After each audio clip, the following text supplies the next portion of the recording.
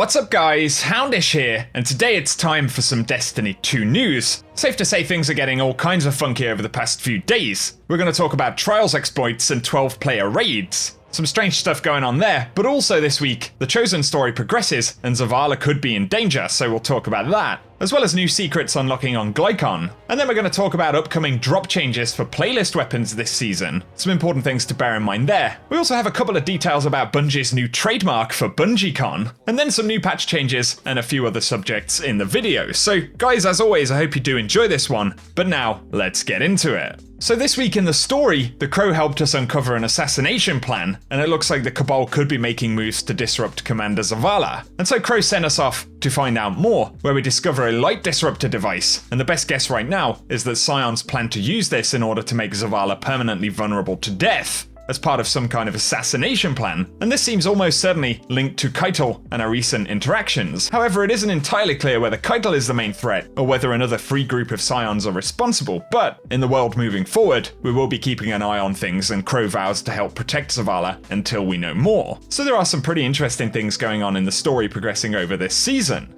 But also, we have some changes for the week in Bungiecon, including the final 4 scannables for the mission, and so if you've collected them all so far, it means we can now acquire the Gilgamesh shell. I will link a video down below with the location of the collectibles required for it this week. Another quick shout, in the patch that we had yesterday, Bungie did fix the pinnacle drop for the mission, so on completion we'll now get the proper reward. And in case you did miss it over the weekend, a possible issue that could plague Trials moving into this weekend as well. But Bungie said due to an issue, Trials of Osiris has been disabled for the remainder of the weekend. Essentially, players found a way to win trade, if you like, and I believe it has something to do with players being able to rejoin matches, so it's meant you can swap between a dummy or a lost card and then a flawless card on different characters. And when 2 teams doing this actually meet, they essentially decide who's going to win the match in question, and then the teammates switch around, rejoining the game on a particular character based on whether they're going to win or lose the match. Which is absolutely absurd, and it does sound kind of confusing, but yeah, it's rather broken, and apparently 40% of flawless games last weekend didn't even have any kills, so that is kind of ruining the whole point of Trials in the moment, and we don't know if this is something Bungie will be able to fix before this weekend. And of course, if it isn't, will almost certainly mean that Trials will remain offline a little bit longer. I will as always keep you posted on that one though. And another pretty wild one right here. I haven't tried it just yet, but Scrub posted a video demonstrating the ability to get 12 players into a raid.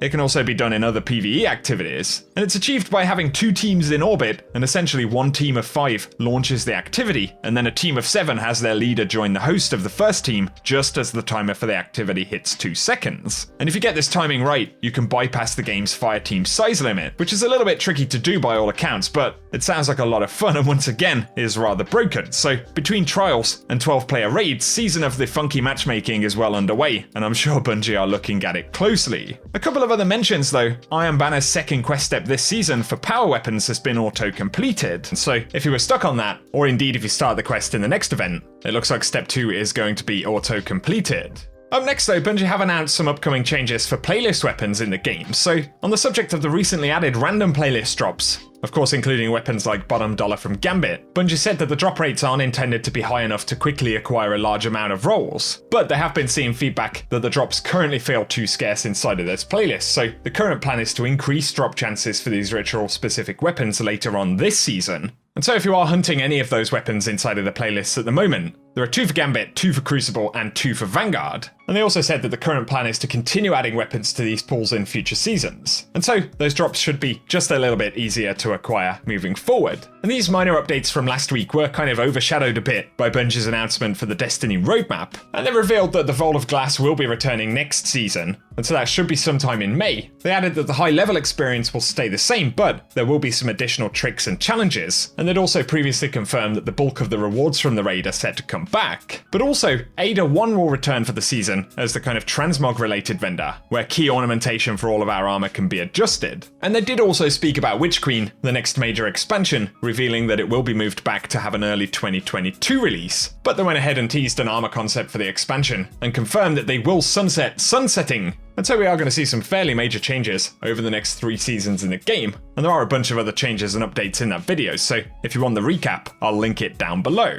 However, also reported by Games Radar recently, but according to them, Bungie has filed a mysterious new trademark for something called Bungiecon, which obviously does sound a bit like a convention, but Games Radar interestingly say that it was filed under the education subsection. That's pretty interesting. And who knows, maybe Bungie have plans for big events in the future. Apparently the trademark is going to last until just beyond 2030. And so obviously they do have a plan there. It could potentially tie into Bungie expanding the studio, as was also recently revealed, as well as their desire to push Destiny into additional media outside of video games, which has seen speculation about TV shows, which would be very, very cool, but of course could mean a whole bunch of different things. And in addition to the fact that they also last week announced that there is going to be another significant expansion to kind of round out the Destiny saga, as they call it, yeah, it's safe to say things are going to be fairly interesting over the next few years. We did have a patch yesterday though, so quick shout for some of the changes. Bungie brought some general gameplay fixes for Battlegrounds and Presage, but for gameplay and investment, Penumbral Blast detonation damage was increased to 80 base damage, reverting the previous changes. They fixed a problem where players who didn't own the Mind Vault ornament would see it in the ornament bucket of Insurmountable Skullfort, and a problem where No Time to Explain's ornament couldn't be selected or equipped on alternate platforms. They renamed the Cosmodrome's Battlegrounds activity to Battlegrounds Foothold, updated the War Table's weekly challenge name to Honor and Glory. We also got a fix for the issue where Presage was not granting pinnacle rewards, and where we couldn't reset Valor rank when reaching rank 4. And if you were working on the Good Company Gilded Triumph, that sometimes wouldn't progress but is now fixed. And there are additional fixes for the Tiku's Divination Catalyst quest. They fixed an issue with the Chosen Destruction and strength-focused Umbral Engram lenses, the Lightbringer Triumph inside of the Hawkmoon mission for the Birds of Prey quest, as well as the Birds of a Feather Triumph itself.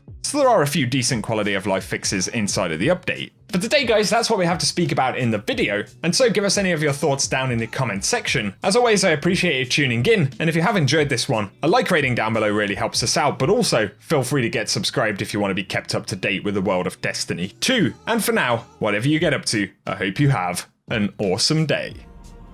Thanks to your fieldwork, I have an idea of what the Scions are planning.